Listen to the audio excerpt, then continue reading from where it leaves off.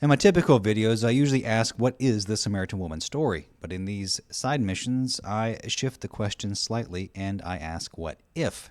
In this noodle, I'll ask, what if the Samaritan Woman story was influenced by Buddhist folktales? Specifically, the story of Pakati, the low-caste woman at the well, and Amrapali, the royal courtesan who became a nun. Our first parallel begins at a well. Ananda, one of the Buddha's disciples, pauses by a village well and asks a young woman named Pakati for water. But Pakati refuses. She's of low caste and fears she might defile him.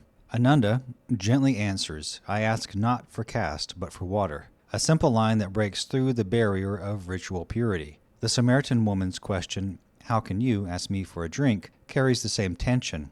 Both stories begin with separation, and both dissolve it with compassion. The first half of the gospel story maps perfectly onto the Pakati episode. The well, the social taboo, the request for water, all lead to a conversation that elevates both participants. But then the story changes. In John chapter 4, verse 16, Jesus says, "Go, call your husband." With that line, the Samaritan woman's character shifts. She is no longer the humble outsider. She becomes complex, worldly, even controversial. And that's when the story begins to echo another Buddhist narrative, the story of Amrapali. Amrapali was the most beautiful courtesan of her city. When she met Ananda, she invited him to stay in her home during the rainy season, a shocking proposal. The other monks were scandalized. They expected the Buddha to forbid it, but instead, the Buddha said, "Yes, let him stay." In both stories, the disciples' reactions serve the same narrative function. Ananda's peers and Jesus' disciples act as the audience's voice of shock. They mark the encounter as transgressive, but also as divinely permitted.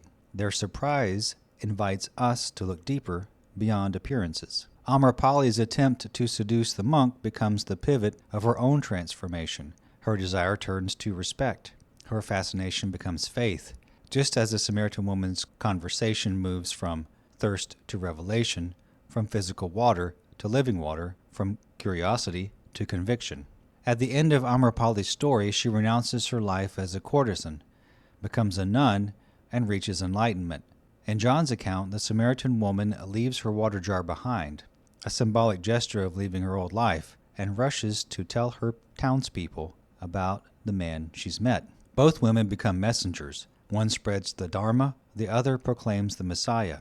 Each turns a private encounter into a public revelation. If we line up these stories, the correspondences are hard to ignore. The Pakati half gives us the well, the water, and the barrier of purity. The Amrapali half gives us the moral revelation, the astonished disciples, and the public transformation. The Gospel of John seems to weave both together, turning two separate Buddhist archetypes into a single composite figure. In the earlier Indian versions, the monk accepts water and compassion flows. In John's version, Jesus does not drink, he offers. The scene upends the earlier pattern, just as Buddha's version upended the ancient tale of the courtesan who brought rain by seducing an ascetic.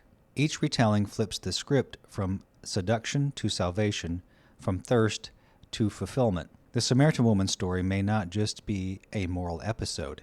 It may be a literary graft, combining layers of older well traditions and reinterpreting them for a new world. From Pakati's humility to Amrapali's renunciation, the Gospel of John fuses both into a single narrative arc. One woman, two archetypes, and a well that never runs dry. Are there any other Buddhist or Hindu stories which may have influenced the Samaritan Woman story? Let me know what you think in the comments below as I continue to ask, in this side mission series, what if the Samaritan Woman story?